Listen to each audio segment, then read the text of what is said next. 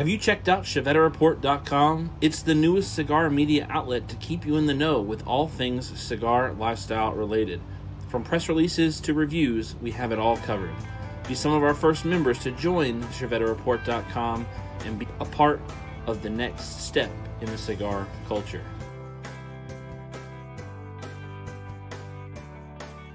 ChevetteReport.com.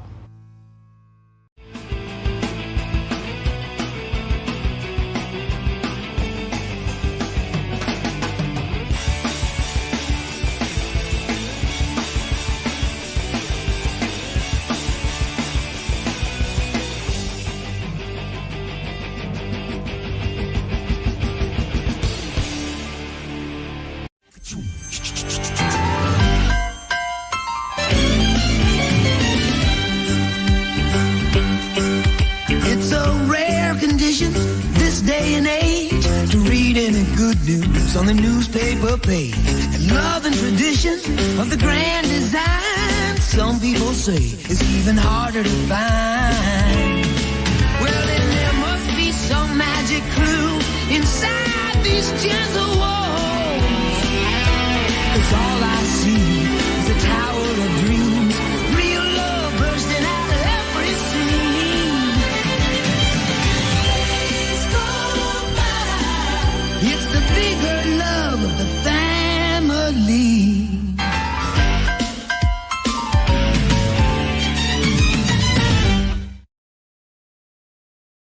What is going on, everybody? I thought I had my camera up and ready. Apparently I did not. Welcome into another episode of Chief Talk, episode 18 of season 8. How are you doing? I hope you're doing well. I'm doing well. I'm doing fantastic. I'm having a lot of fun. I did not zoom in my lens. Welcome into the show. Welcome to Thursday. I hope you are smoking something nice and wonderful. And also, hopefully, you're pairing it with something nice and wonderful. Tonight, I am smoking the brand new Macabre from Black Label Trading. This is the brand new offering from James Brown. Love this cigar. Really enjoyed it at PCA this year. There were two on my desk when I got here today, so that means the mail must have come within the last time that Chief Talk was had last Thursday. Hopefully you're doing well. Hopefully you've had some good cigars. I've had some good cigars. Hopefully you're having some fine pairings, whether it be coffee or soda or water or some of the good stuff. Tonight we're going with a little Dr. Pepper and Knob Creek smoked maple. Really enjoying that concoction these days. So how have you been? What are you smoking? What are you drinking? I want to know. Tonight we're going to be talking about the summer of cigars. It's basically the official like kickoff of summer. I guess it's not technically really the kickoff of summer, but it feels like it. The weather's starting to get that way. The spring rains have finally come through here, and so the temperatures, while they have not amped up yet, because it was like 43 degrees the other morning in the southeastern U.S. I know they're coming. I actually saw a report that we're about to have 100 degree days here soon. So it is coming with a vengeance, and it is coming fast. So let me do one of these numbers. Do that. This and then that, and welcome Bob the Cigar Guy to the show. How are you doing today, Bob the Cigar Guy? Hello, everybody. I am glad to be here. I'm glad that y'all are here. Chief, I'm even glad that you are here. I'm glad that I get to be a part of Chief Talk. I hope we never move the studio to your house, because then I have to drive to your house to do Chief Talk. So one of these days, Chief will have a spot to stream from, and I will not make this trek every single week, because while it's fun to have your own studio, it's much more fun if it's at your own house. And I'm tired. I'm driving over here all the time. I'm always driving, and I don't even get paid my mileage.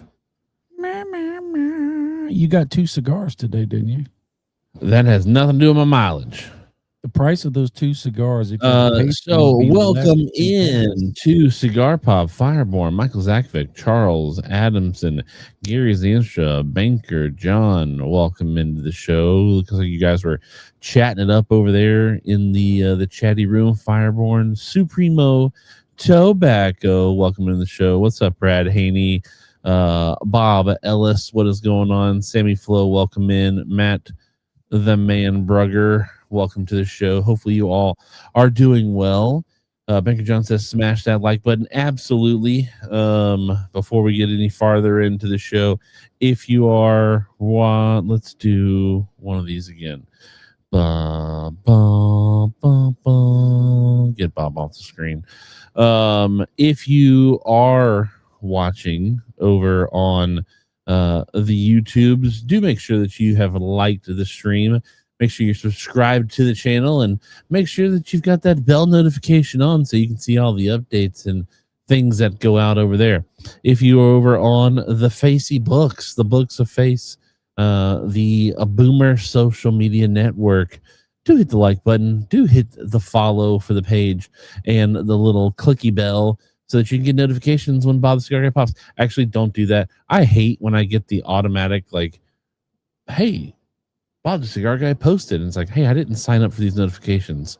Quit sending them to me. So if you don't want extra notifications, but if you're chasing that high of always having notifications on your screen, hey, click the notification button. And follow the page. And if you're on Facebook, share this to your cigar smoking Facebook groups. That's like the easiest way that you can definitely get us out into the world is Facebook shares into Facebook cigar groups. That's like the number one way to support, other than sending us cash directly. But we're not going to ask you to send us cash directly, unless like you're a billionaire and like have an extra $1 million that just laying around you want to do something with. Also, the stream Chief Talk is sponsored by the wonderful people over at Drew Estate Cigar and Natura Cigar, making sure that Chief Talk comes on the airways every single Thursday when we have a show. And it seems like we're going to be having shows. We are going to have a one show miss in July, but that's always the case. We always miss a show in July. And that's how the cookie crumbles when it comes to July, because there's July 4th. And we always, that's not the right one. That's not the right. There it is. There's the right one. Had to make sure we were set up on the right spot there. Speaking of Facebook love, Sammy Flo hit the love button and Charles Adamson hit the like button over on Facebook. Do appreciate it greatly. Michael Zakvek has got the LT Gray this evening. Matt Berger says you can have this hot, sweaty weather. I honestly, from a personal standpoint, would love for it to stay in between 40 and 70 degrees at all times. You're not going to catch me asking for hot weather. No way. Your boy sweats. Let's see. Matt Berger smoking a knuckle sandwich chef's special 2025. Nice. I smoked the knuckle sandwich chef special 2026 in the last week. It was pretty good. Not sure it's my favorite. I know it's not my favorite knuckle sandwich. My favorite knuckle sandwich is still the Puro. Bob Ellis is smoking an LT Gray. I was trying to get outside to get on Chief Talk on time and forgot to cut it before trying to smoke it. First time for everything. What was it last week? We were talking about cigar cutters. You know, just use some teeth. Use the thumbnail. Let's see. Any other cigars being smoked? What do you call a T-Rex that sells guns? A small arms dealer. And I think we have reached the point. So please do tell me what you are smoking, what you're drinking this evening, and if you smoked anything dope within the last week. Doesn't have to be new to you. Just could be a dope cigar, or it could be something new. Or did you smoke any duds? In the last week, I've smoked quite a few cigars, and actually quite a few Espinosa cigars. Smoked the Warhead 12, was pretty good. Smoked the 601 La Bamba 20th, really good. Smoked the Knuckle Sandwich Chef's Special 2026, pretty good. Smoked the Don Carlos #2 this morning. Pretty dope. And I think that's it in way of new cigars. Bob the Cigar Guy, how about yourself? Have you smoked anything new in the last week? No. Yes, but it wasn't noteworthy. It wasn't very good at all. It was a rum inspired cigar, and it was not very good. Where did you get that cigar from? In the mail. Oh, okay. From who? Is there? You just gonna leave it blank so people can stumble across it and not enjoy it? They may enjoy it. That's a great thing about cigars, is just because I don't like it doesn't mean that they might not like it. But I'll smoke another one before I start talking trash, I guess. Okay. But you heard it here first. I have a new, brought to you by Bob the Cigar Guy, Chief Talk segment. This is a perfect spot. Okay. It's called Chief the Deep Dive. Chief the Deep Dive. Chief the Deep Dive. They come here to watch Chief on Chief Talk, right? I'm just the color commentator, and I just take up space on the camera. And so people love Chief. And I bet they would love Chief even more if they knew about some of the things that made Chief who Chief is. So today we are going to ask you a question. Okay. Ask away. And I'm going to ask the question. Before you answer it, I'm going to tell you what you are not allowed to talk about in the question. Repeat that last part. I had to cough. I'm going to ask the question, and then I'm going to tell you the things that you're not allowed to talk about in the question. Okay. Okay. Because I'm not going to make it that easy for you, because I know what your easy and safe answer would be. So I'm not going to allow you to do that. You went to college. I did. Up here in South Carolina, right? I did indeed. And what one great memory or experience did you get from college that you can share? And the things that you can't talk about is anything to do with your wife, working out in the gym with your wife, meeting your wife, sitting on the swing with your wife, and all that stuff. So it'd be too easy for you to say, well, you know, I met the love of my life and blah, blah, blah, blah, blah, blah, blah. You're not allowed to do that. So, and by the way, just to let y'all know, this is one of those pop-ups that Chief has no preparation for. So you're going to get the Chief the beef. So just any one thing from college that was... Yeah, but tell a story. Don't just say, I like the food, right? I like turtles. I like rocks. No, give them some meat as to the Chief. Well, it was Steven at that time. Well, it was actually Puma Griddle at that time. If that's what you're asking me for... No, anything. It could be something that somebody you met. I mean, my college career started off going to college early to report for summer 2 school and football. I had to go to school a summer semester early in order to do summer training. Even though I was recruited to play on the team, you still have to qualify to play on the team.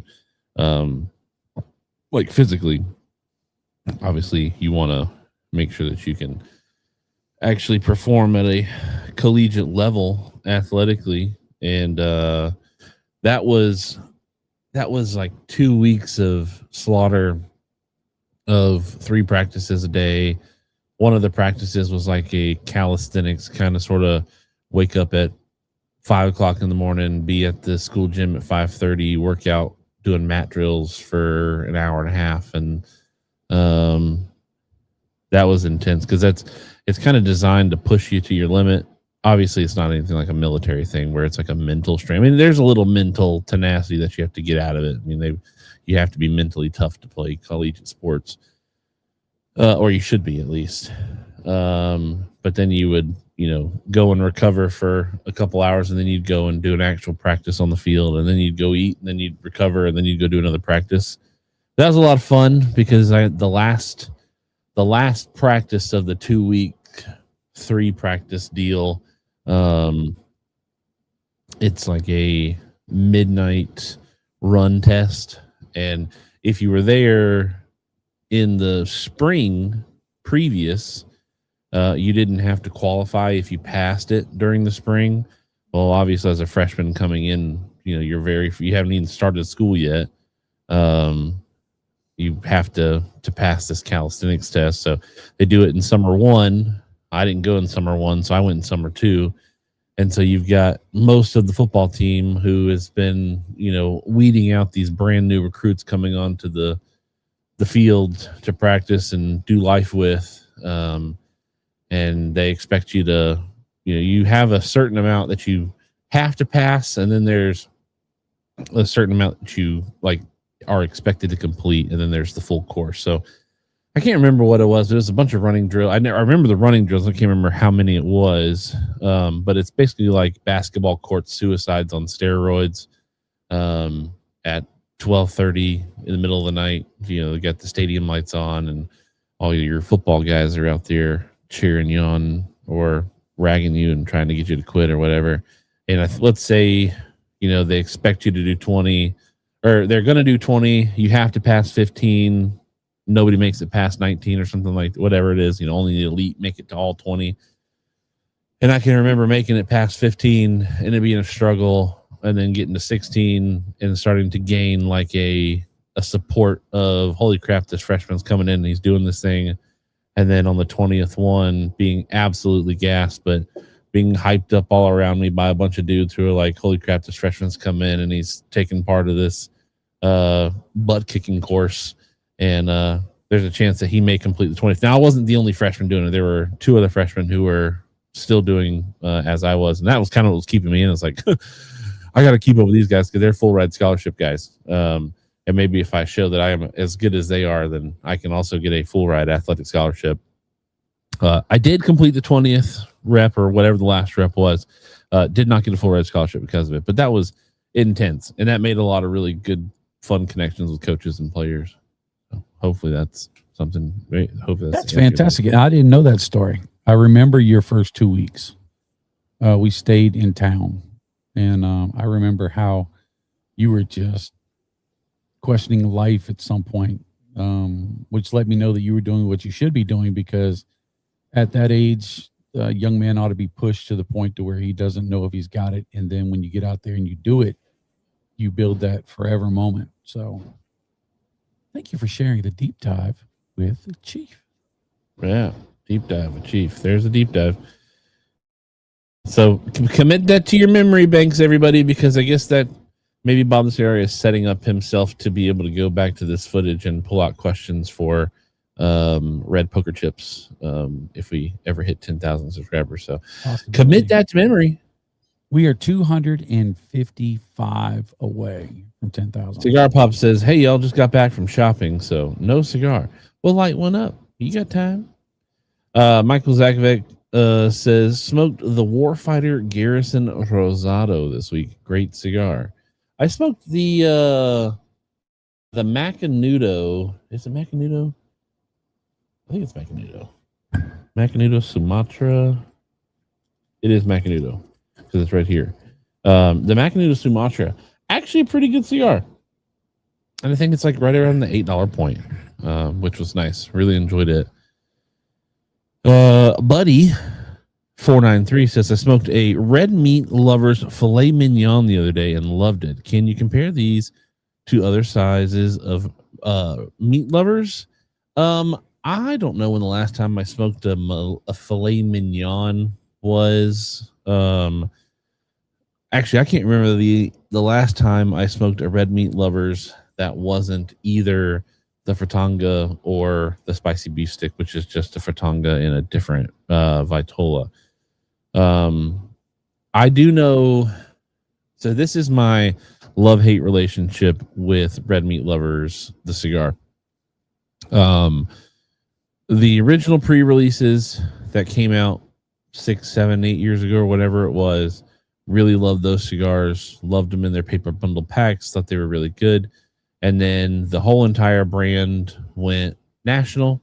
They were originally a smoke-in exclusive. You could get them when they would partner with the Red Meat Lovers Club, Dumbarton Tobacco and Trust, and put on a pre-sale for cigars. When they came out as a national release, I kind of felt like they weren't what they originally were. I felt like they had kind of faltered off, and I wasn't a big fan of the blends. But then the Red Meat Lovers Fratanga came out, and I was absolutely floored by it. That was my number one cigar of the year last year. Then I had the spicy beef stick this year at PCA, or post PCA, the week after PCA, and really loved it as well. I can't wait for those to hit the shelves on the market.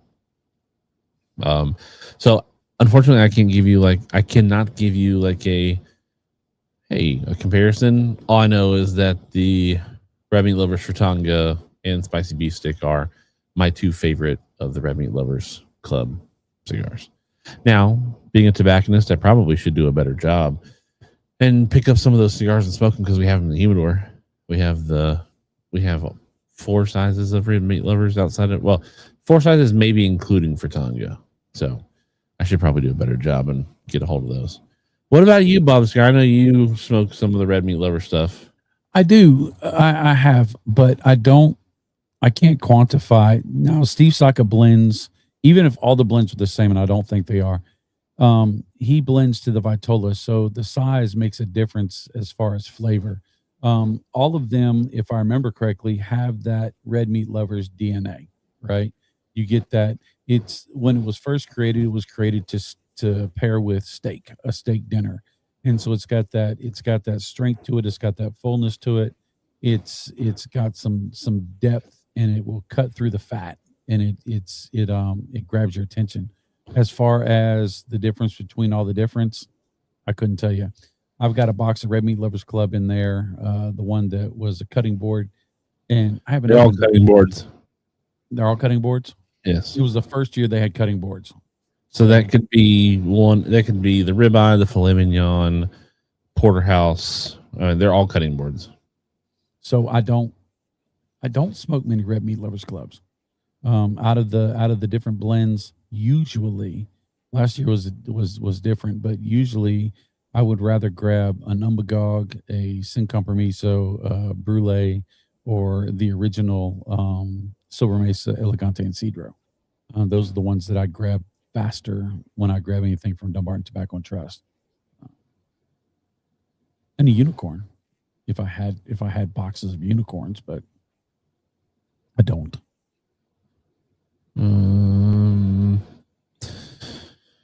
Let's see. It's Connecticut broadleaf wrapper, which I think all of the Red Meat Lovers Club are broadleaf wrappers. But I think the filet mignon is one of the smaller. I think it's the smallest Red Meat Lovers Club there is. Who is it? Cigars International says it's got fillers from Nicaragua and Pennsylvania, bound together with a Mexican San Andreas Negro Oscuro binder, topped off with an oily reddish brown Connecticut broadleaf wrapper. Notes of oak, cocoa, black pepper, baking spice, and it's spicy. So that fits in the Red Meat Lovers profile, right? Absolutely. So, Cigar Smoking Arborist says, want a great smoke? Paulistania Sumatra in any size. Not too shabby. If I remember correctly, the Paulistania Sumatra is just the Catastrophic Failure rebranded, right? I don't know. You didn't watch the interview back? I did, but I don't remember. I think Mike says that they launched the Catastrophic Failure last year in a small batch, and then people liked it so much they just rebranded it into the. Well, people are saying you're correct. So Sumatra, are they correct? I was not a fan of the Catastrophic Failure, but I had the Catastrophic Failure in like a Toro Parejo, so like a regular tubular size cigar. I just smoked the Pastaña Sumatra in a Toro box press, and it was agreeable. Still not as good, like the Sumatra. It's not as good as the San Andreas was last year. I was going to ask you that question. That San Andreas last year was a banger. San Andreas was really good. Whatever reason, I'm getting some weird like drainage going on over here. Allergies are back. I think it's because this room is dusty. You need to do a deep clean over here, man. Since you live over here. You did what? I said you need to do a deep clean over here and stop leaving this door open when you're working in the wood shop because you're covering everything. Don't leave the door open when I work in the wood shop. Layer of dust over everything. Yeah, whatever. Yeah, I know you leave the door open. One, I've caught you doing it. Two, you do it. Yeah, you do it because you put music on your computer and you're too lazy to put it out into the shop. And so I put music on my little speaker, my little Ryobi speaker in there on my phone. Yes, I do. No, you don't. You put it on your computer in here. I've seen you do it. No, you haven't.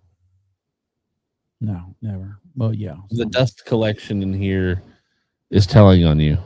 It's probably the ash collection in here. No, I was not a fan of the catastrophic failure. I do know like Jay Bates was a big fan of the catastrophic failure because I know he bought a couple packs when they had a Pastaña event up there last year. And I remember, hey, 20. I forgot to even keep looking. Congratulations, 18 out of 18 weeks. I did actually put the right number for this week's episode. I need to go back and change last week's to 17 because it still says 16. Welcome into the show, Dan Burns. How are you doing? Hopefully you're doing better. The beef stick is smaller. Is the beef stick smaller? Let's go look at this.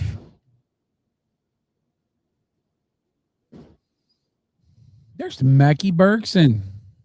All right. So as I'm researching all this, entertain the people. All right, Mac. I just got to tell you, I've been working that Mac stack really, really hard this week. I've been putting in. The cars are coming hot and heavy. The prototypes are coming hot and heavy right now, and so we're working. I leave the house at 3:30 in the morning. I don't get home till late. Filet mignon's the smallest one. And so that Mac stack has been life. So thank you so much for bringing that to my attention. Filet mignon is a 5x54. The fritanga is 6x52. The ribeye is 6x52. Beef stick is 6x48. So it's a thinner ring gauge, but it's an inch longer cigar. The beef stick, spicy beef stick is 6x48. Porterhouse is 6x60. So I thought that was the case. Sorry. Hey, Mac Bergson. At Kids Taekwondo. Dan Burns, what are you cooking for dinner tonight? I want to know. Hopefully it's steak. I need to cook good steak, man. I haven't had steak. When was the last time I had steak? It's been a while. I think last time I had steak was my anniversary. Back in March. Yeah, I need cooking. I need to put some steaks on the grill. A little steak going. You got some nice cigars for your birthday last week. I did. I was extremely surprised. The First Lady and Gracie, and I think Chief had something to do with it. After my birthday Saturday, we did a little get together at the house with everybody. They said, hey, you want to go to the lounge? And I said, sure, we'll go to the lounge. And we went out to eat at a place right next to that. And some of my friends were there. And so we hung out with Louis Sosa and his wife. And we ate. And as people were walking by, I noticed a couple of my friends. And I just waved at them, and they were going into the lounge. And so when I got in there, the First Lady and Gracie had made a plate of sweet treats, all sorts of cookies and cupcakes and brownies and stuff like that. I have a funny story about the sweet treats. And so we had that. And we sat around the table, and and everybody brought some cigars to give me, and a couple other fellas in the lounge found out it was my birthday and brought me a cigar, and another feller gave me a bottle of Jefferson's Reserve from the Jefferson's Ocean series, and so I haven't cracked that open yet. No, but, it's just from Jefferson's, not from the Jefferson's Ocean series. Jefferson's Ocean is a series within Jefferson's. It's just Jefferson's Reserve. I hear it's a good bottle. So it is a popular pour at the shop. it will not be coming out into the studio. It will stay inside the house. You don't mind drinking of everything else I bought over here? You bought? Yeah, I bought. I am the most recent adder to the shelves over here. By the way, You bought a bottle. You bought some Bumbu rum, and Knob Creek, Maker's Mark, Basil Hayden, Buffalo Trace. Yeah. no, you didn't buy that Buffalo Trace. I Or bought that Basil Hayden. I did buy that Basil Hayden. Yes, I did. I bought that Basil Hayden. Bought that Knob Creek. I bought that Woodford Reserve. I did not buy that Buffalo Trace, but I had the last regular size bottle of Buffalo Trace in here. Thank you very much. No, Yes. no, I don't believe it. Hand to God. What cigars did you get for your birthday? I got one of the Black Angus from Delaware Tobacco Trust. Tobacco Trust. You handed me a couple from Adam. The Tatuaje, my father. Yeah, the collaboration. Right. I can't remember the name of those, but those weren't for your birthday. Those were just ones that he brought to give us, and I haven't brought them over to the studio yet. And I had them in my bag, and I was like, "Oh, I'll just give them to you now because they're here." So the other ones that are at the house are now mine. A fella bought me a one of the cigars that he had hand rolled in Tampa. Charleston. What else did I get? You gave me a cigar. Yes. Fuente. Yes. Yes. The Sangre de Toro. No, that's it. I think that's it.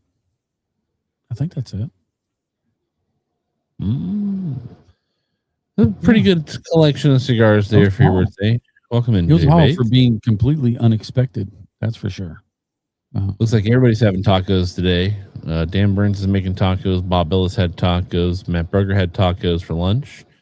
Charles Adamson says better stock up on beef if that screwworm infestation takes off. Just cook your beef a little longer. Don't eat it raw. Screwworm infestation. I know nothing about it. Charles Adamson says check your local Costco. Mine has Eagle Rare and Booker's prices at or below MSRP. Ooh, well, Saturday morning I'm going to the Costco. So I'm going to have to take a looky look because Eagle Rare, I had forgotten I had a bottle of Eagle Rare at the house and I rediscovered it last week and I was like, I can't believe that I still have Eagle Rare because I've had that Eagle Rare since Christmas. And I think I've drank 2 times out of it. So it's halfway empty. Whatever. Gary's interest says I had Buffalo Trace whiskey and Buffalo Trace cigar this past week. Ooh. Brad Haney had tacos. Jay Bates says, grab a few bottles for me, Chief. No. I'm not your mule. Look, trade him for some of that dragon's milk that we got that one time. We didn't get that from Jay. No, but we got it from the Michigan boys. Which he's in South Carolina. Did you know that? Nope. He posted up a picture. I think his wife did post a picture in South Carolina. Oh, nice. You better clean the studio in case he pops by. You don't want him to come down when our pants are down. George Germany, welcome into the show. Hey, y'all. It's been a hot minute. Sipping on Eagle 12 of the Wagashi from the Martin Tobacco and Trust. Great that eagle is special. Not so. I'm not a big fan of the Wagashi. I know you're a big fan, Bob the Cigar Guy. I do. I like the Wagashi. I think the Wagashi is finally at the very bottom of Dumbarton Tobacco and Trust for me. It used to be the Pulpetta, but I had a Pulpetta Wednesday that we've had for a while here in the shop. And you know what? With a couple years of age on it, that's a nice little cigar. Always thought it was a little too powerful, a little too spicy for such a small cigar, so It is never really enjoyed it. Cattle flesh eating screwworm has been raging through Mexico. First U.S. case found in Texas yesterday. Hopefully, they are ready for it. Ooh, I wonder how you combat screwworm, or if it's like a. Let's see, how to combat screwworm. Sterile insect technique, which involves releasing millions of sterilized male flies into the wild to mate with females, driving the population to collapse. What? That is bad butt, man. That's cool. Yeah, but think about it. You've got some poor guy or some poor old girl with these little big binoculars on, going like this, trying to do little flysectomies. I'm sure they're chemically tie those little strings, right? Little flysectomy. That's a new word for the day. Flysectomy. That's funny. It's just some dude whose job is to snip off the balls of a fly every day. And so every day he goes home from work, he takes his glasses off, and he's just kind of cross-eyed because he's just been staring at. They said they have addressed it. They haven't found any other infected cows. Nice. Well, hopefully. I mean, I'm sure that will cause a beef buy panic, which will drive the cost of beef up and will make everything terrible again. Gas prices are finally starting. It must be time to vote. Gas prices are going down. So next Wednesday, gas prices are back up again. you say that, but I was listening on the radio today on the way home that the incumbents, there's a higher percentage of incumbents getting reelected if gas prices are below what people expect them to be. If they're above what people expect them to be, then usually the incumbent loses out. Whatever, either if Democrat or Republican. That's why I'm saying gas prices are dropping. So, they've dropped 50 cents in the last week. Yeah. There's no wonder why gas prices have all of a sudden, freaking politics, man. They get me going crazy. We're going for 10 fall. All right, so tonight's show is called Summer of Cigars. I was going to do a summer bracket and use my bracket thing, but my bracket thing now is not free anymore. It wants to charge me $14. A pop? Well, no, it's a $14 one-time fee, or I can pay $4.99 a year. But it's not worth it. It's literally like, if it would do more than just like, if I could customize the background and customize fonts and all sorts of stuff like that, like I'd pay the $14 for the one time a year deal on the thing. But I don't want to pay $14 for a software that just allows me to click things. So I'm gonna have to find something new for brackets, because I did book another summertime guest for Chief Talk this year. I was hoping to have him on next week, but his schedule is pretty slammed, and I offered him a date in July, and he was like, that date is actually open, so I'll take it. So we're actually, at the moment, July has 2 back-to-back guests set already for the month of July. But not 4th of July weekend. No, so 4th of July is on a Saturday this year, so we will take off the 2nd of July, the Thursday before 4th of July. We'll take off that week. So we've got 3 more weeks of Chief Talk, and then we'll take a week off for the 4th of July. And then I'll go ahead and reveal who it is. On July 9th is going to be Law Ream with Camacho. And July 16th, the week after, is going to be Tom Z with Zeno. Nice. So there's a chance that there may be guests in between now and then. I guess I better quit smoking all the Zeno Honduras that I have, because I'm smoking that right now. You should probably save at least one. Right. Move to the little 10s. Smoke those. Or just go buy some cigars online somewhere. Let's see. Fly celibacy to counter screwworm. No, it's not fly celibacy. It's fly Forced castration. Yeah. So they're encouraging the fly. So I assume what happens is like the flies mate and then die or something like that. I wonder if that's how it works. Is if the flies mate and die, and then if you have a bunch of dude flies who run into the, and I've actually heard about this before. I didn't know it was the screwworm. But if the dude flies who can't produce babies go in and take out get 100% of the female population, it's like, now you're all dead and you can't reproduce. Cigar Pop says that's why Maryland wants to increase the gas tax again. Denver says bring back $1.25 per gallon of gas. Bring back 25 cents a gallon of gas. Actually, I'm sure gas was under $1 at some point in time in my life, but it was probably well before I ever cared about looking at gas signs. I do remember I've paid under $1 a gallon of gas, but that was with like fuel perks before. I think the cheapest I've ever paid straight up for gas was like $1.23 or $1.25 or $1.20 or something like that. And that was back in like 2017, 16, 18, somewhere in that range. Dameron says, get rid of all taxes.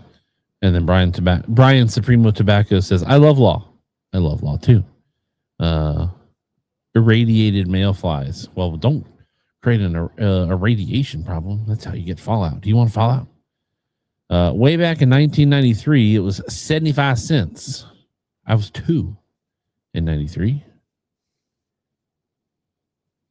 1999 was the last year a gallon of gas. It says the last time the national average regular gas dropped under $1 per gallon was in 1999. So that's average. Yeah. So that means the Southeast would have had gas under $1 into the 2000s, most likely. Because one of the lovely games that I play all the time, seeing that Supremo Tobacco is in studio right now or in the chat. One of the things I love to do to them is I love to take pictures of gas when it gets over $3 a gallon, and I'm like, paying these California prices again. And then Brian and Mike, who are both in California, look at me and they're like, dog, if gas was that cheap here, I'd buy gas for the whole neighborhood. That's funny. Because their gas has a 6 or a 7 in front of it. That's crazy. They do the same thing with sterile fruit flies. I guess they only breed once, so if it doesn't take no offspring, they die off. Oh, what a sad life. Mike says, Dan, let's not age ourselves. You guys are dinosaurs. Cigar Pop, it was 85 cents for gas in 89 before the Gulf War. Jay Bates, who's also old, says, I remember in 95 when I graduated high school, I got gas for like 90 something cents. Brian doesn't remember gas under $3. Oof. Dog. Now, I will say the minimum wage in California is like $19. The standard of living is so crazy in California versus like here. So, I made that post, what was it, 2 months ago, a month and a half ago, whatever. It's like gas hit $3 a gallon, it'll be 4 gallons next week. And then people are like, well, $35 here. It's like, okay, remember, I'm in like one of the poorest states in the country. So for us, it hurts more. It seems like it, that's for sure. Charles Adamson, lowest I ever saw was about 19 cents when I used to fill the car for my mom as a kid. Lowest I ever paid for myself was about 35 cents, and that was in California. Yes, I'm old. Now, was that 19 cents a gallon, or was that 19 cents per bale of hay? Yeah, but you got to remember, dinosaurs were fresh back then. Right? They didn't have to dig so far. The oil was more potent. You just walked into the dinosaur and said, please, sir, may I have some oil? Bob Ellis says, when I worked at my grandparents' service station in the 80s, they still had the analog gas pumps in full service. Was that the? So you say analog? That wasn't the ones that had the big glass dome on it, was it? Where No, it's the one where you flip the arm and it goes chink, chink, chink, chink, chink, chink, chink, and the actual numbers like a roulette wheel or like I've like a seen slot those. machine. I rolls feel we back have a to gas zero. station not too well. They don't have them anymore, but there's a gas station. So out here on 25, go up 25 like you're going towards North Greenville and Hendersonville. There's a gas station. W. Willis. Fruits. No. Past that, there's a gas station with a fruit stand on the right side of the road. It's a few miles down. It's past the Rebel Flag place and all that stuff. I know where you're at. They had for a long time. They still had the analog things, and you could not pay outside. You had to go inside and prepay. And I can remember being freaked out, like, what do I do with this thing? Yeah, Dave Stokely, his shop used to have those at the Shell station. He did. And they had the coin changer on their hip because they would actually come to your car. Now, I don't ever remember seeing a full service station. I do. Well, when we were in the gas war, where gas got, it's not ridiculous now, but it was ridiculous then, where people would pull up in a line and you're only allowed so many gallons of gas, and you would pull up and you'd be a half a mile from I remember my mom and my sister and me were in the car, and we pulled up half a mile out, and you'd cut the car off and you'd let it move up, the car in front of you move up a little bit. And these college kids came out and said, hey, don't keep doing that. Just put the car in neutral every time you want to go and we'll push you forward. And so those guys, they push our car and then they go back and push their car, and they push our car and they push their car. And so I remember that. You could only get 10 gallons of gas every day or something like that. It was ridiculous. That was with the Ayatollah Khomeini. Michael Zachvek says, I remember getting a gallon of gas for the lawnmower and having money left over for a candy bar. Me too. Dan Burns, I remember my grandparents telling me stories of gas down low. Charles Adams says they still have analog pumps in Oklahoma. I used one in January. Had to reset it every time before filling up, check the oil, and wash the windows. Gary's answer remembers full service gas stations. Charles Adamson, I had to tell the guy inside how much, and he trusted me. George Dermody says they still have full service stations in Jersey. I think so too. I don't think you can pump your gas in Jersey. I think Jersey's the last. I think you can pump your gas in Jersey, but I think they do. I think they're the last state that has like because wasn't it Oregon? Dan Burns will have to confirm it for me. I think it was either Oregon or Washington within the last couple of years that just moved over from full service gas stations where you had to pump your own gas, and people were on the news. I remember watching videos of these ladies talking about, what are we going to do? I can't believe we have to pump our own gas. It's so dangerous. I can't believe people have to pump their own gas. Like, dog, I grew up having to walk a freaking half mile with 2 5-gallon gas tanks and pumping my own gas out on the curb, and then dragging the 5-gallon gas totes up to the window to set them down so I could walk inside and still see them, hand the cash over, get the little bit of change back that couldn't afford a candy bar, and then walk 2 5-gallon gas tanks back a half a mile to the church so we could mow the lawn every weekend. That prepared you for 20 reps at college. Yeah, yeah, sure. Now, I remember when I was in the Marines and I was stationed in Okinawa and I was out on a weekend. Rich Farm remembers. There was a gas station that was it was because Okinawa wants to be like America, but like from the 50s. And so literally they had the little hats on, they had the little tie on, and they would run out to your car, flat out run out to your car, clean all your windows, check all the air in your tires and everything else like this, pump your gas. And it was a full experience. Of course, I just watched. I didn't have a car when I was over in Okinawa, but I thought it was really cool that they had that back then. But that was still in 88. I bet they ain't got it now. Dan Burns said it was Oregon and it was last year. Now, Dan Burns, you don't seem like somebody who was upset that you had to pump your own gas. I feel like you're the kind of man that's like, oh, I'm going to pump my gas anyways. If I pulled up to a station and some dude or some chick walked out and was like, how much do you want? It's like, I got it. Yeah. Just key in your code. I'll take care of my vehicle. I'll put my car. Don't worry. I'll take care of it. It's Now I will tell you my pet peeve. One of my huge pet peeves. I will judge somebody that is wild. if there's a guy and a girl in a car, and the girl gets out and pumps the gas, and the guy sits on his butt inside the car. I get triggered. I can't stand it. You're such a boomer. It bothers the crap out of me. A man ought to get out and pump his girl's gas. Period. Women are powerful. Women can do things. Period.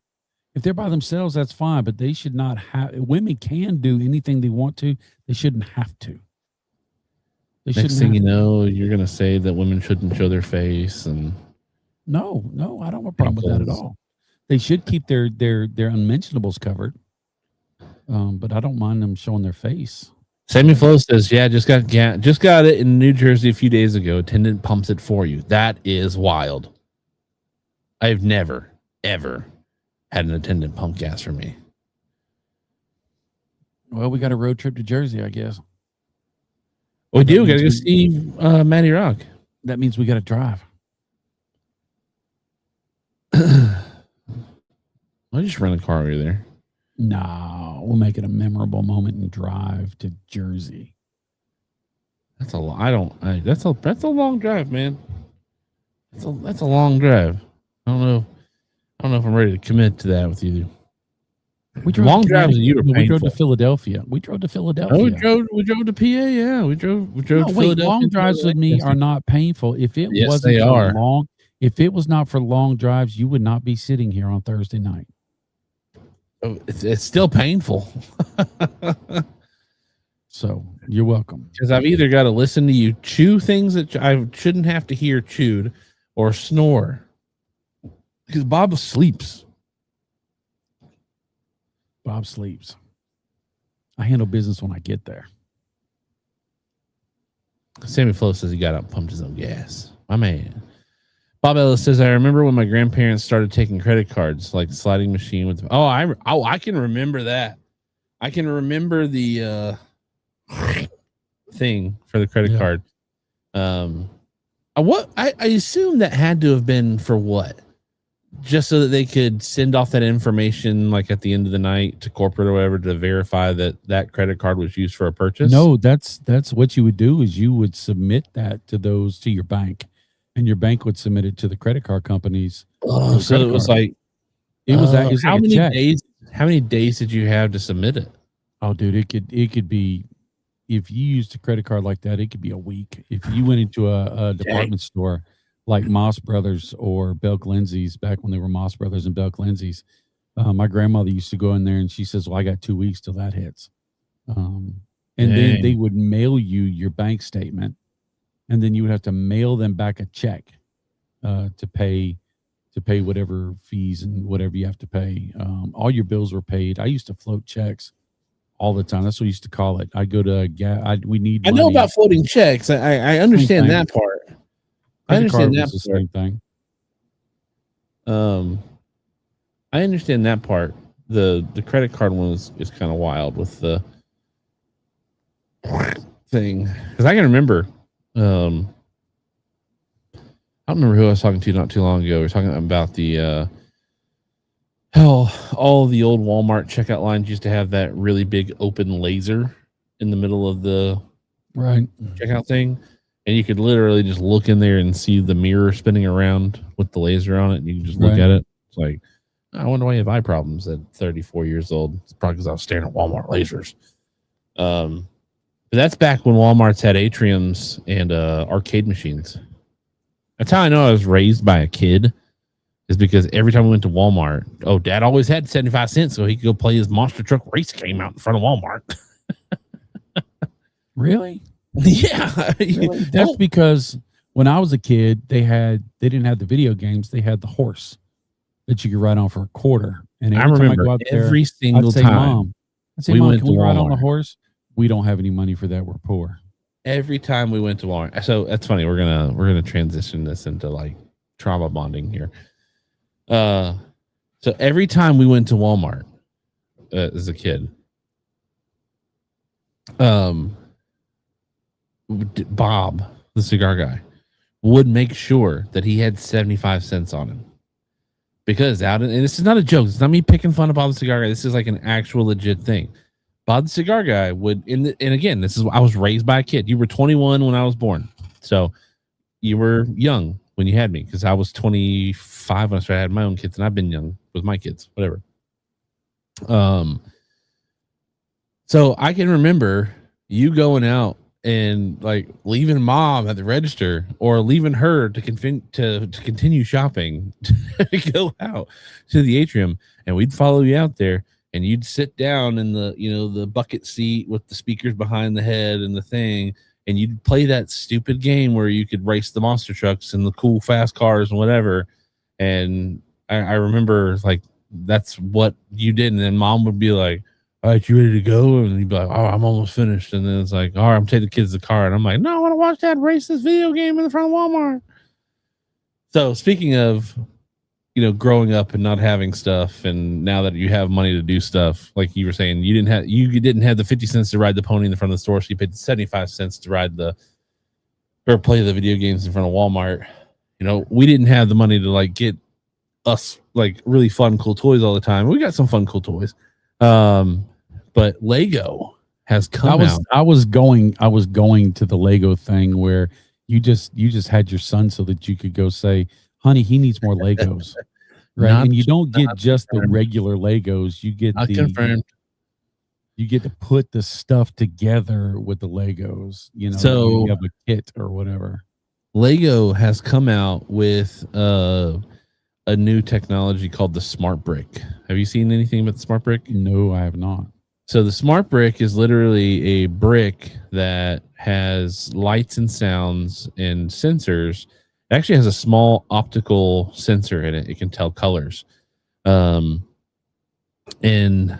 it works with NFC chips. I think it's NFC chips. It's got to be NFC chips. And right now, I believe Lego only uses it with their Star Wars Legos, but they sell these Lego sets that come with these play bricks that when you put the play brick in front of one of the NFC chips, it will make noises that are Star Wars noises. That's cool. Oh, it's freaking incredible. And it's expensive. It's really expensive. But my kids have been at Vacation Bible School this week at my father-in-law, mother-in-law's church. And Sunday was the first night. So Shannon, my wife, and I found ourselves with 2.5 hours of time with just each other. No kids, not having to worry about anything. And so we went and had dinner together. And then we had to go to Target and get some stuff. And I ended up in the Lego aisle, obviously, and saw that they had the X-Wing fighter with the play brick. And I could not, because I was like, one, I want to have this. I'm a Star Wars nerd. I'm a Lego fan. And then all of my kids love Legos. And I was like, what better way to play with Legos than the Legos can actually somewhat. That's like the worst thing about Legos, right? Is you can play with Legos, but Legos can't play back, right? You can position Legos, you can mold Legos, whatever. And it's actually been like a bone of contention for Lego fans. It's like, you're ruining the experience of building an imagination. And it's like, I mean, I don't think so. But so they type that on their phone and put on social media. I have the X-Wing. We got the X-Wing fighter, and the X-Wing fighter has an R2-D2 in it. And when you flip the X-Wing fighter upside down, R2-D2 goes, "Wow!" It is hilarious. But no, Shannon was like, is any part of you doing this because you couldn't do this when you were a kid? And I was like, oh, 100%. Absolutely. All right. So let's extrapolate this. My childish comeback was 75 cents. Hey, how much was this? Inflation from 1994, 1995, 1996. Okay, how much? It's basically the same thing. How much was it? It wasn't 75 cents. No, how much was it? I'm not saying how much it was. Are you telling people my business? I worked hard for that money. So mine was 75 cents. Yours was $75. So when Jackson, Ember, and Shepard get older, their childhood expenses is going to be $600. No, my children are going to not have to have that trauma to look back on. They're going to be like, no, we got all the toys we wanted. great thing about kids is they will find a trauma. They will have some way to consider their parents a villain. So, and All I right, wear it let's well. get back I'm to a these good comments. villain. There's a lot of them that are still highlighted. Cigar Pop says that means you'll pass by me. Make sure you stop and say hi when we do our New Jersey trip. Dan Burns says some stations still have both self and attendant fill pumps. Matt Berger says we just found one of those that the tree service had, cleaning out old boxes of stuff. I don't know what that was in regards to. Oh, maybe you're talking about the credit card. Bob Ellis says we had to send in little cards at the end of the month. Dan Burns believes that credit cards are evil. They can be. Back when Walmarts were safe, I've never felt unsafe in a Walmart. I also carry. George Dermody says I remember when Walmart had cashiers. Ours do. I mean, there's more self checkouts than not, but I would rather self checkout. It's way. You know, they're starting to get more cashiers because they said that the shrinkage, which is the fancy word for theft, has gotten to the point to where it's cheaper to hire people to ring up your stuff than to let you walk out with free stuff all the time. Well, yeah, when you scan your 60-inch TV across the scanner and it comes up as a pound of bananas, of course you're going to save money with the cashier. I mean, I don't. There are certain times where, and I never get incensed about it. I'm never like, I can't believe I'm having to check out my own groceries. Blah, blah, blah, blah. The only time that I get frustrated with that is when I go into Buy Low, right? Or Food Line, because it's not Buy Low anymore. And it's either early in the morning or it's late in the evening. And what they do is they take all of their staff off of the cash registers and they put them out in stocking to, do shelving, facing, inventory, whatever. And so you have to go through the self-checkout lane. Well, when I shop, I don't usually shop for 20 things or less. I'm usually shopping for a week or two because it's easier to buy, in bulk, bigger meals or multiple meals across. Right. If I buy I can either buy 2 4-packs of chicken, or I can buy 1 6-pack of chicken and utilize basically the same amount of meat, right? And I'm going to spend less money, and I can make 2 meals out of 1 pack of chicken. And so the self-checkout lanes, now Walmart has some that are nice. They're really big and long. You can stack all your groceries on the weighted thing, whatever. And a lot of them don't yell at you if you don't put, like some of them, like if you don't put the stuff on the weighted thing, it's like, please put bag in item area. Please put item in bagging area, whatever. And so that's where I get frustrated because it's like, man, you saw I had this buggy full of $375 worth of groceries. You could have pulled somebody over to a register and helped me out here because it's going to take me forever to uncart all this stuff. It's going to take me forever to bag it. It's going to take me forever to put it back in. Give me somebody to help me out here. But for the most part, when I go into Walmart or Target or whatever, I'm going to hit the self-checkout because it's way faster. I abhor self-checkout. Yeah, but you're a boomer. Couple reasons. Number one, I don't get paid to scan my own groceries. No, it's taking people's jobs.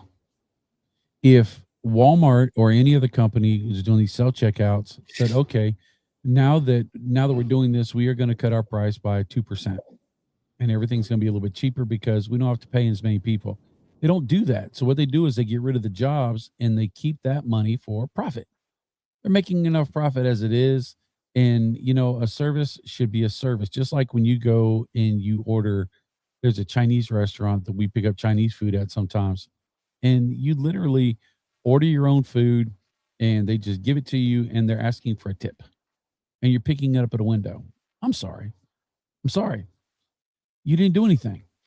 Okay, but asking for a tip doesn't mean you have to have a tip, right? Because like at the cigar shop, right? People walk into the humidor, ask them if they need any help. They say no, they're fine.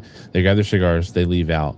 There's a piece on the receipt that they sign either a tip or not. It's not, that tip is not there for them, in that situation. That tip is for somebody who sat at the bar or sat in the lounge for 3 hours and got 12 drinks or whatever. That's where that tip's from. Just because there is a tipping thing on there doesn't mean you have to. This is all takeout. This is all takeout. This is an all takeout restaurant. Well, some people feel like they want a tip.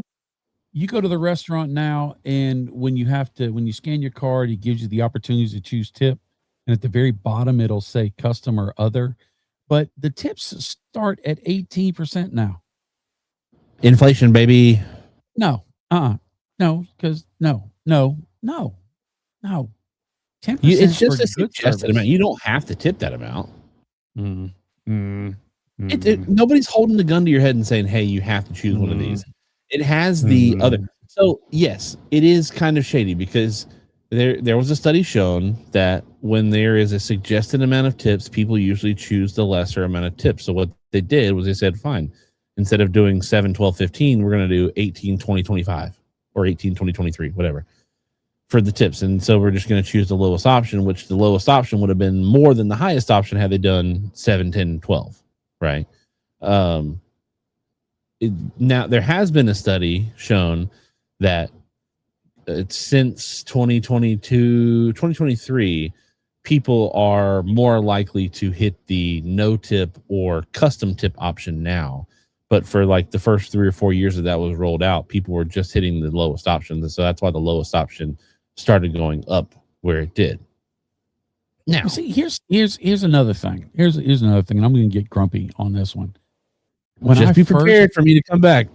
When I first started waiting tables, it was at Howard Johnson's. I was 15 years old. And I started off as a dishwasher. Most restaurant jobs I started off as a dishwasher. I worked my way up to a busser, and then I worked my way up to being either a cook or a server. And I wanted to be a server because I wanted that experience. I had to go through a month training, and then I had to apprentice somebody for a month. But I had to take classes on how to serve properly, how not to put your thumb in the thing, how to make sure the glasses are full, how to be attentive, not on a phone. Of course, back then we didn't have phones to be on, but being attentive. And as soon as that glass is halfway full, you're back there filling it up, asking, how can I help you? Right. You learn how to serve from one side or the other, who you serve first, who you give the bill to. You don't learn that crap anymore. You just show up and expect to get paid good money. I don't think that's true.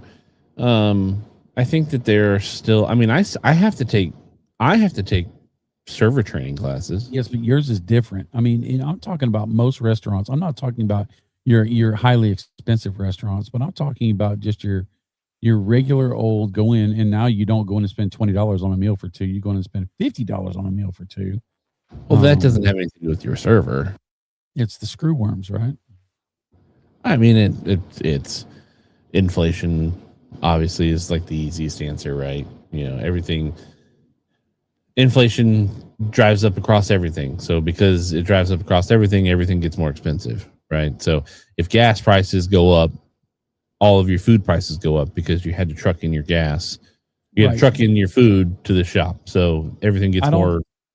I don't think their cost is equal to, if they had a profit when prices were low and they were pulling a 20% profit, I don't think that the prices went up and they're still pulling 20%. I think they're pulling 30% because what a lot of people do is they're like, well, the price are going to go up. Everybody's know the price will go up. So I'm going to bring it up a little bit more and they're not going to notice.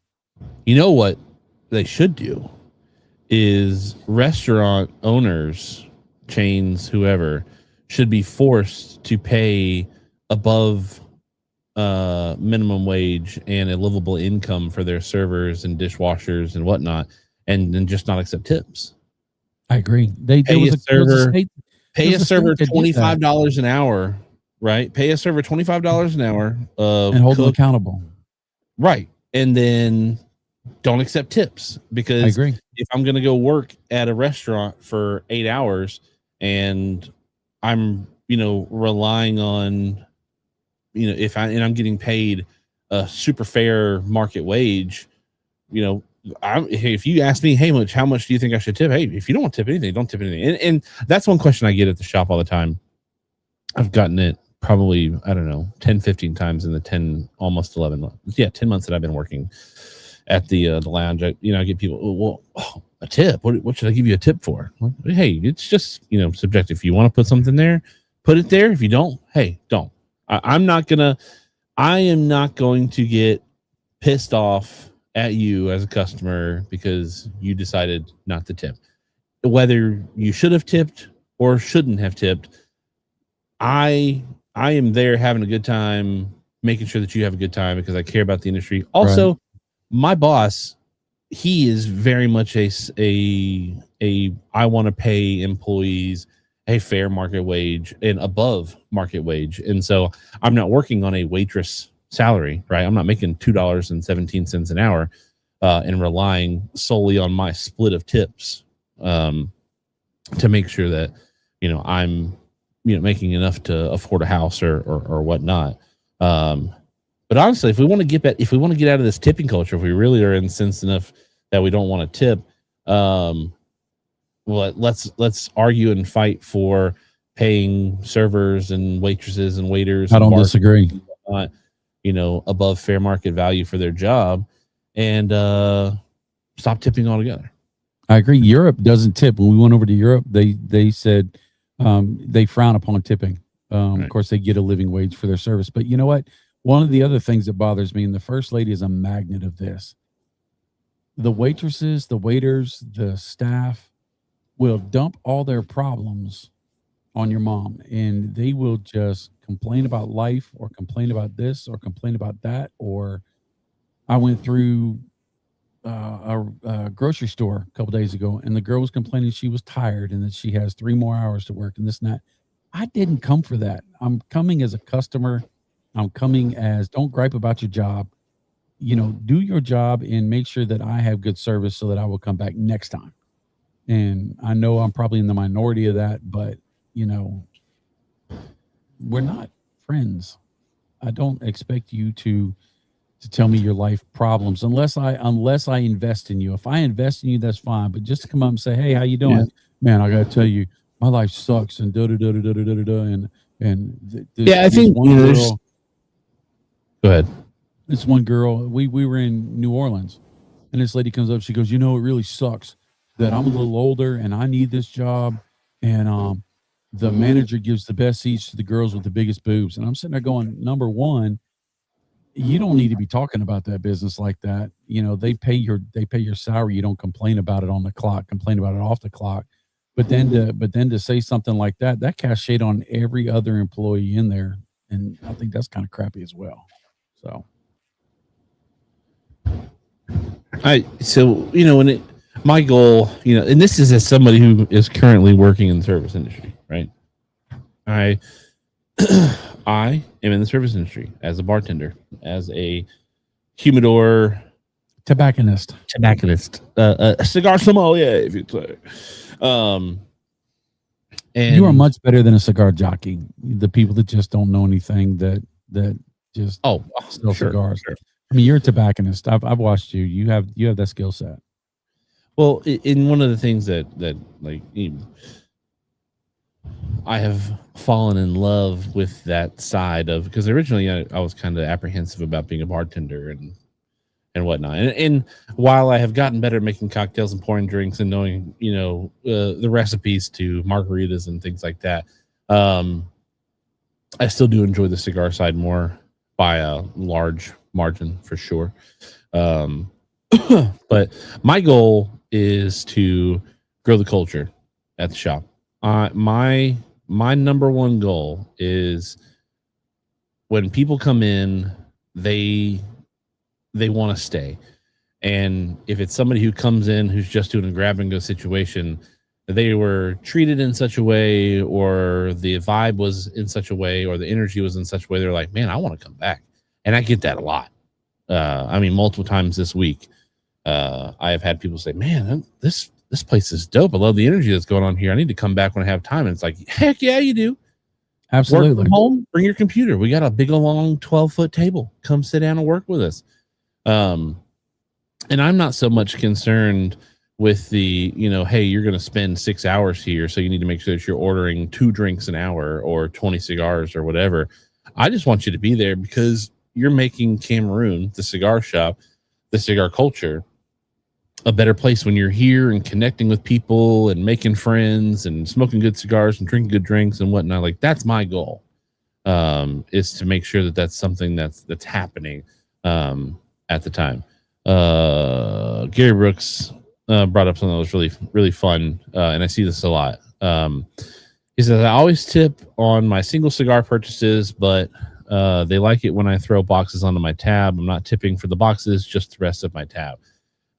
So there are people who would come in and be like, hey, do I need to start 2 tabs, or can I just all keep it on 1 tab? Because I'm going to buy 2 boxes of cigars, but I'm not going to tip, the 15% or 20% on the cost of the boxes. And I'm like, hey, we can keep it on 1 tab and you can tip whatever you want to tip at the end of the day. Again, while I appreciate tips, I am not working for tips. I am working to grow the cigar culture. Yeah, I'm working for money, but I'm also getting paid above a fair wage for what I do in the trade that I do. And that's something that my boss has done to make it where we're not feeling so stressed about, oh man, you got that one guy who comes in and buys $750 worth of cigars every week, but only tips $3 when he leaves. So, that creates a bad attitude, right? If I have a bunch of guys who come in and they only tip a little bit of money, they don't tip anything at all, and I'm relying on those tips to pay my bills, I'm probably going to develop a really bad opinion about those guys. Oh man, about those guys. The next time they come in, you're not going to pay much attention to them because you're going to use what you think is the money. Oh man, they're not going to pay me anything. So, if somebody else comes in and asks me for a drink or wants my attention for a conversation, I'm obviously going to give it to them because I'm not working for the tips. And again, tips are nice. I'm not going to sit here and say tips aren't nice. I love getting tips. And I was surprised. I was really surprised when you told me that the lounge that you're working at doesn't have a cut and light fee. You could bring in 10 cigars from Cigar Bit, and you could sit there and smoke them, and you get treated exactly the same. I've watched we've been going out there a good while since Chief's been in there, and they don't discriminate. And I was sitting there as a business model. I was sitting there going, that doesn't make sense. And it does, because it is a culture and people come every week. They're there. So I would say, and they're meeting their friends. It is the cheers of cigars. It really, really is.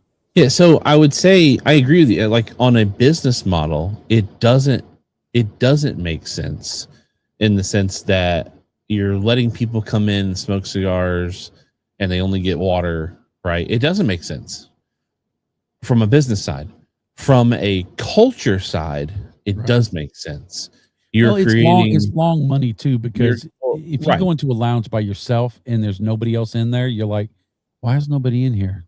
This must not be a great place, right? But when you got half the seats full, you kind of want to hang out, and you've got some great guys there that work the room. They're not employees. They're just part of the culture of the lounge, and they go.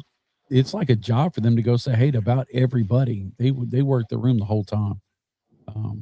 It's a neat place you're at. It really is. Yeah, I think you probably hit it nail in the head. Say maybe the sob story works for her, and overall people tip her more. Who knows? It's all a game, like the little smiles on the check. One of the things that so I have a female coworker, bartender. I work with her on Saturday nights, and I've made jokes. I was like, hey, have you ever done the hair tip theory? And she was like, what are you talking about? I was like, I saw this video where this girl who works at a Texas Roadhouse changes her hairstyle every day of the week that she's working at Texas Roadhouse. And depending, like certain hairstyles will garner her more tips. And the number one hairstyle, like to receive tips, is pigtails. So it's like having a cuter hairstyle get you more attention, get you more tips. So it's very much a definite possibility of the sob story, or the hair, or the clothes you wear, or whatever, the way that you hold yourself. I'm definitely I do not put on a smile every single day because I work the bar Tuesday, Wednesday, Friday, Saturday.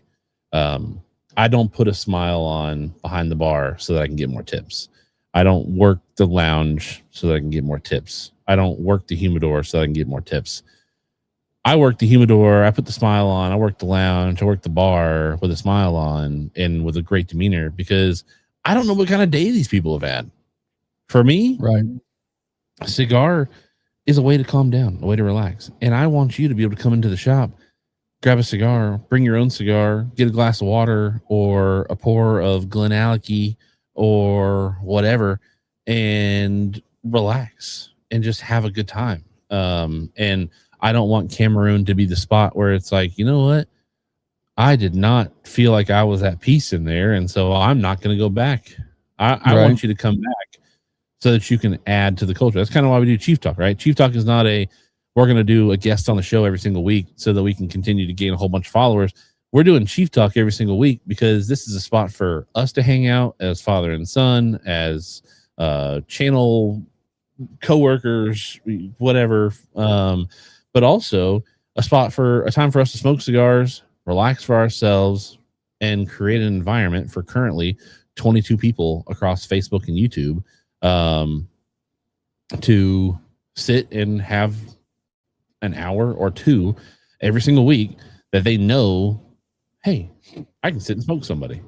Right. And we have, 150 comments every show or whatever throughout a show where people are talking about whatever's on the show. So, we've had people, have kids. We've had people lose relatives. We've had people lose jobs. We've had people get jobs. We've had people graduate. We've had people get fired. And this has been a spot where they can relax and have respite and get away from it all, or come and celebrate and have a whole bunch of people jump alongside and say, you know what, this is dope. I just want to be here. And that's what I'm really proud about when it comes to Chief Talk, because we have been able to curate a small part of a very small niche in the world of adults that people just want to come and hang out just to hang out. They're not just coming so that they can hang out with Steve Saka on camera or Law Ream on camera or whoever on camera. They're here because they want to hang out and have a good time, and they just want to smoke and they want to talk about whatever's going on. Now, one more thing about tips. Viking beard pigtails. Heck yeah.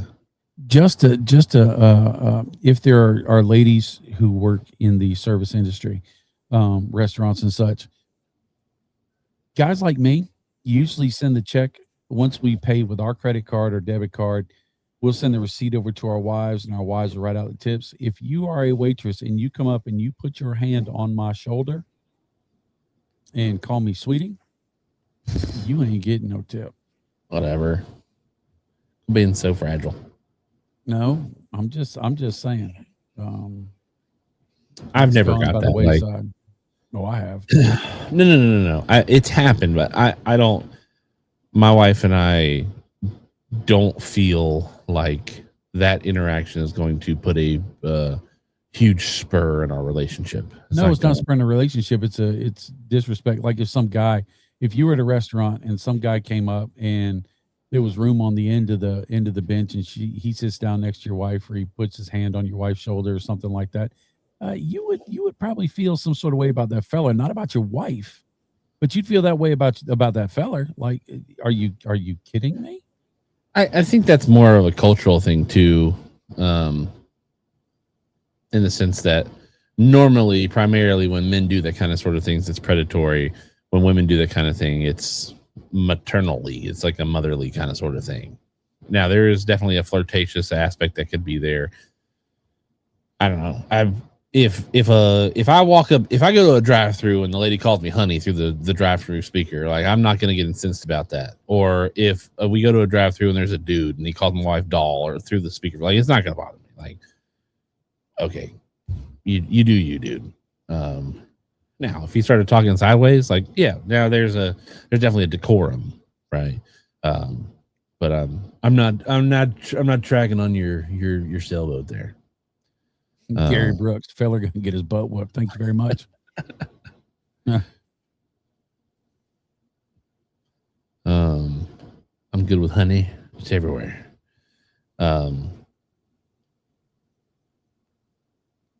No, yeah, with the no cut fee. Now, we do have a corkage fee, but that's like a state regulated thing. So, like, if you bring in your own bottle of wine, like, we'd let you bring in your own bottle of wine, but you do have to pay a $10 corking fee because we do actually have to open it for you.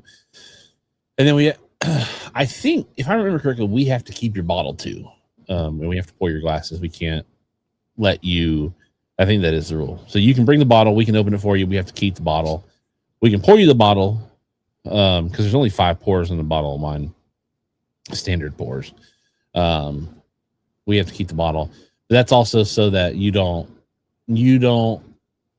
We can keep a track of how much alcohol you've drank. You're also not filling cups for others who Maybe we're trying to keep tabs on drink. Well, one at a cigar shop, you can't be under 21 anyways.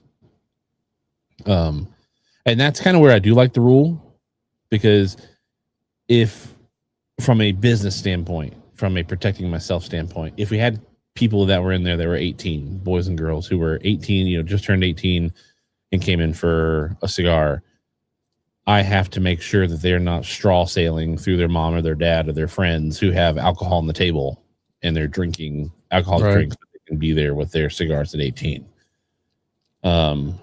So that's where I am a fan of the 21 for everyone rule. But yeah, like if you bring your own cigar, we're not like, hey, make sure you go buy some cigars.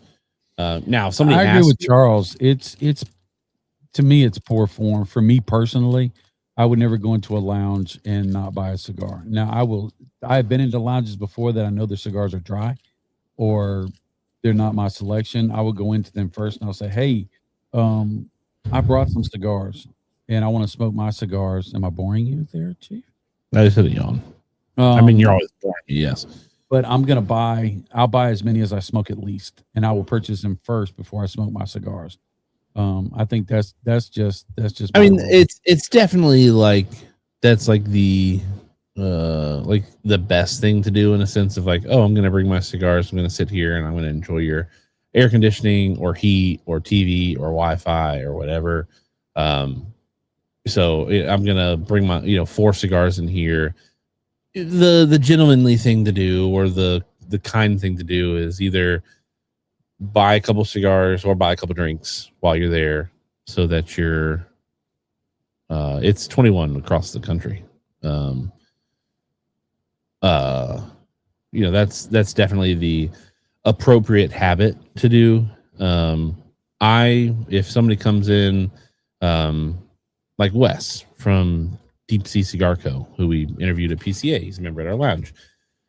He just went to Hungary. And he came in the other day and he was smoking some cigars he brought back from Hungary.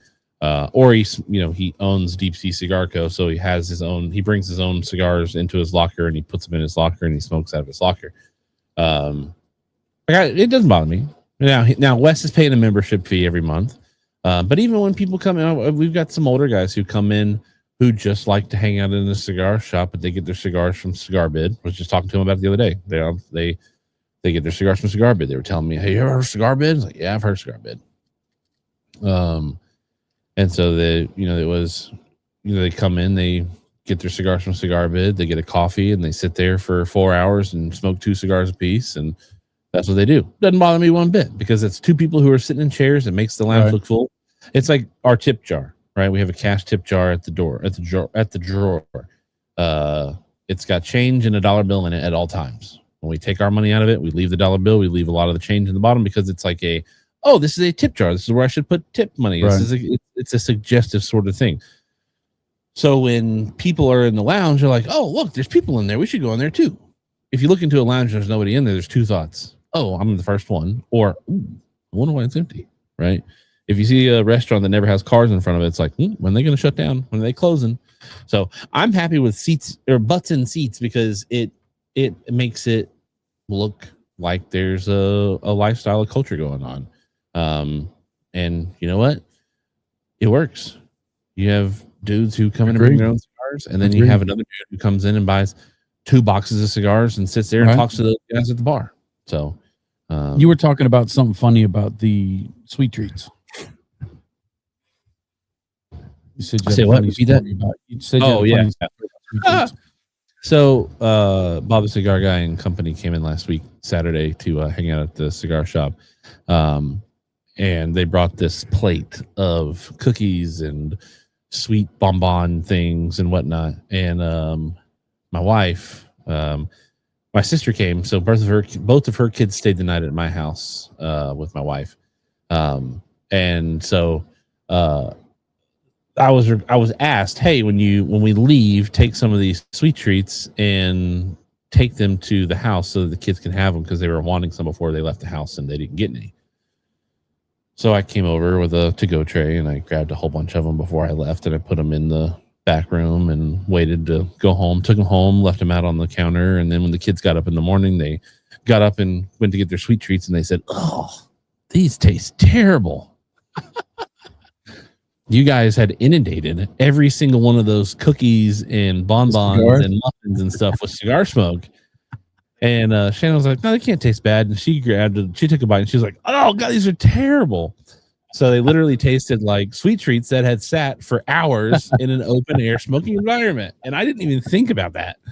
So funny. I don't know. I know you guys took some of them home. I don't know if you guys ate them once you got them home or whatnot. I didn't notice. But apparently they were nasty. That's funny. Fireborn Chief, you got a pick of the week? I do. Let's see. Sam Flo says, "Wait, those that came in had coffee and outside cigars, and you guys don't charge them for anything besides the coffee?" That's correct. They bought a $3 cup of coffee. They got their $3. They both got so $6. We probably have in that.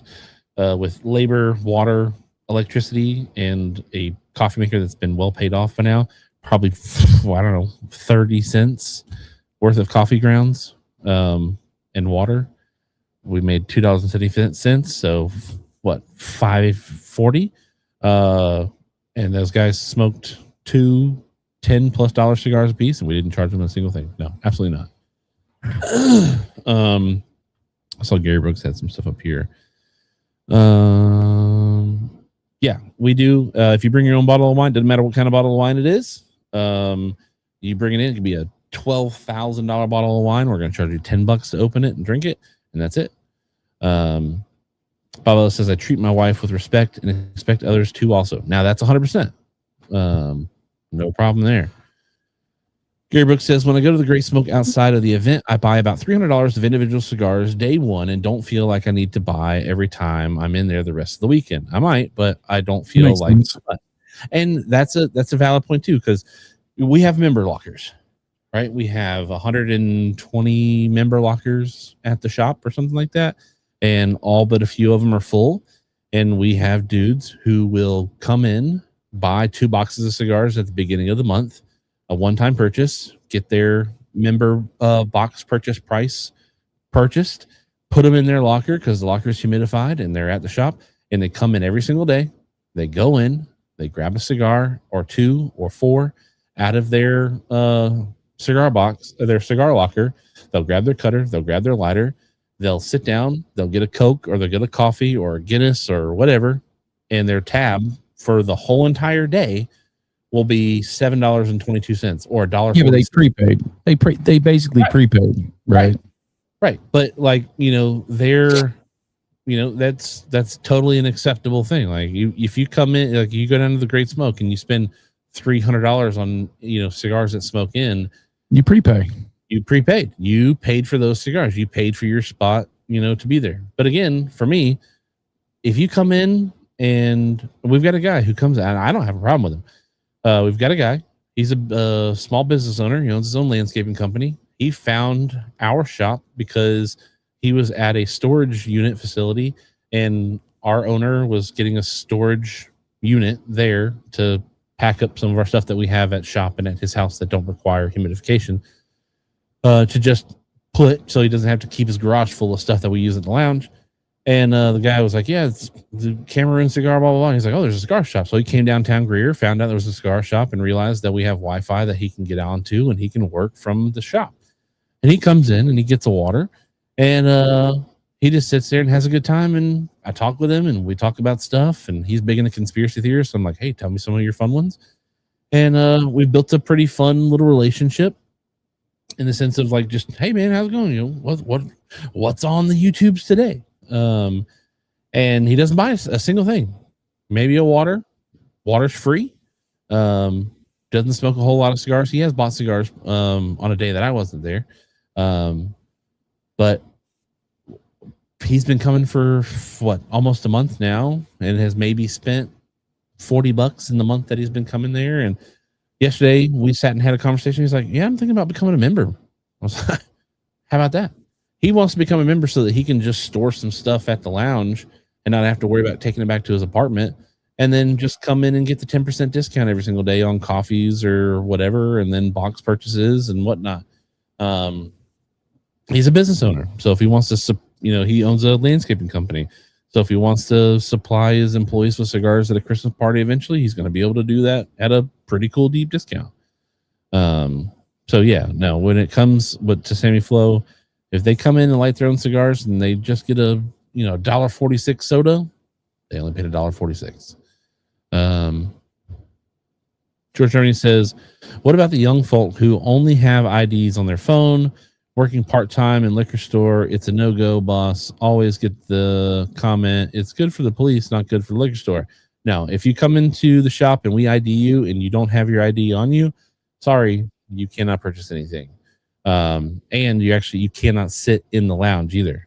We have had to tell people that they were not welcome to sit inside because they were with their friends and they did not have their ID. And usually they do have their ID, they're just not of age, which that becomes a big federal no-no. And while I don't want to upset you or piss you off or lose your business, I don't want my business to be lost either. So yeah, if we ask you for an ID and you cannot produce a physical legal ID, you are not allowed to purchase anything and you cannot sit inside. You can sit out on the patio, but you cannot sit inside. And your friends who are with you, we can only sell them one cigar and one drink. Eventually, ID on mobile will be ubiquitous and your POS can verify it more securely than just flashing a card. I think we're still a pretty far way out from that being a standardized. No, it's a reality in the sense of like flying. There are some airlines, some airports who allow you to do that. There's also a sense of like government buildings that you can get into with the on your phone, because you have your Apple Wallet right on an iPhone. You can do tap to pay. You have your Apple Wallet. You can have your debit card, credit cards. I put my flights on there whenever I'm flying. So they are working on that infrastructure to be able to have the ID there. How that, however long that takes to become standard normal operation practice, no idea. But it's not available yet. Not across the board legally. Fireborn says, the lounge I frequent the most allows your own alcohol in the back. They offer a 3-visit pass for $25 if you don't want to buy cigars. They give poker chips that you turn in each visit. I've seen that before. I know that there are lounges that if you want liquor, you've got to do BYOB because that's like a state policy thing. Like they can't serve alcohol, they can't sell alcohol and cigars in the same building, but you can pay like a BYOB service or a BYOB fee.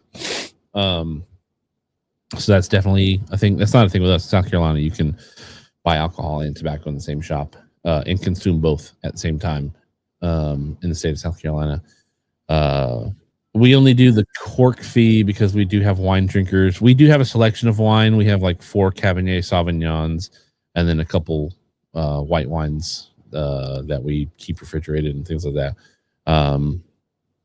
But our wine selection is the only selection less robust than the wine selection is the coffee selection, because we have coffee. One brand of coffee we don't have any more. We used to have decaf, but we have regular coffee beans. We have a grinder. We have an espresso machine. So I can make you an Americano. I can make you a latte. I make you a cappuccino. I can make you a double espresso. I can make you a espresso martini.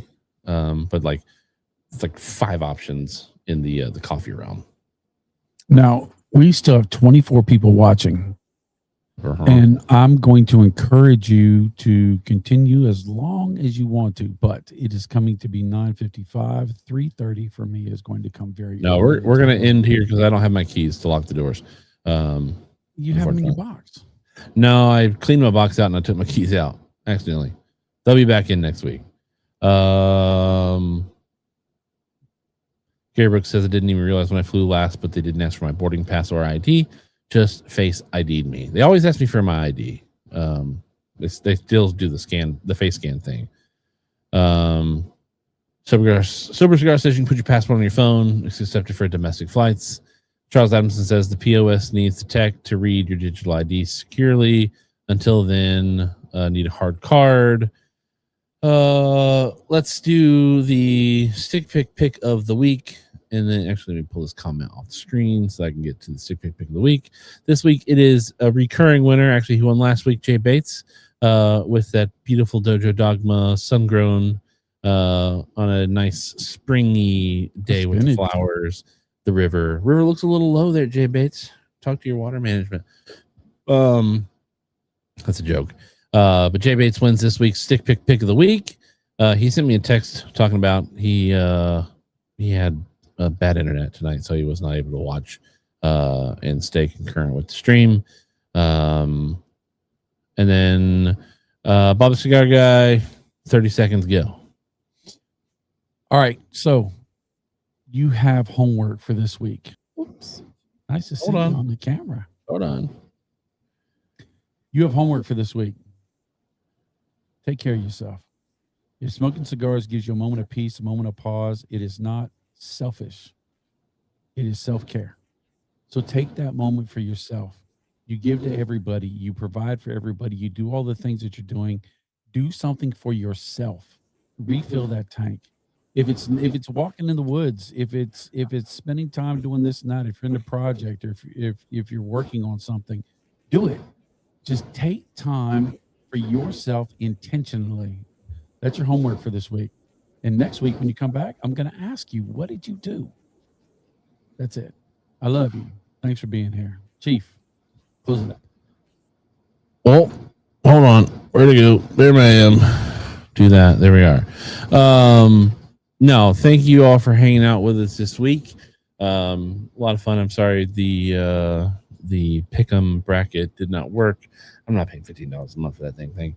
Or $15 for a lifetime thing. If it was more customizable, I'd pay, but I'm not. They're not getting me. Thank you all for hanging out again this week. Hopefully you enjoyed the show this evening. Hopefully you've got some stuff lined up for this weekend to smoke or drink or just have fun, kicking back, relaxing. That's what it's all about. We do want to thank our show sponsors, Drew Estate Cigar and Natura Cigar. Make sure that Chief Talk is available on the Thursdays that we are available, giving us power here at the shop, giving us internet, giving us cameras, computers, and all sorts of things to make sure that we can run the show. So thank you to Drew Estate Cigar, Natura Cigar, making that happen.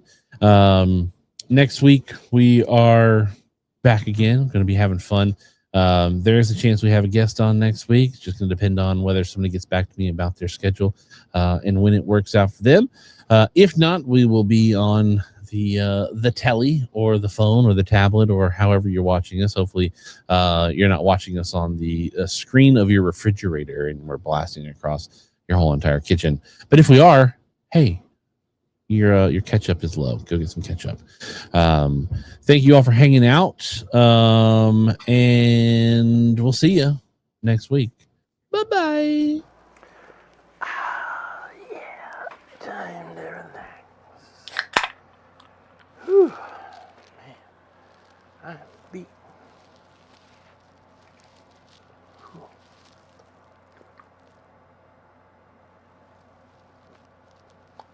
What are you doing? What are you doing here? Show's over. Go home. Go home. Show's over. What are you waiting for? You waiting for another show? This is a one-ticket entry. Go. Bye. Go. Go. Go.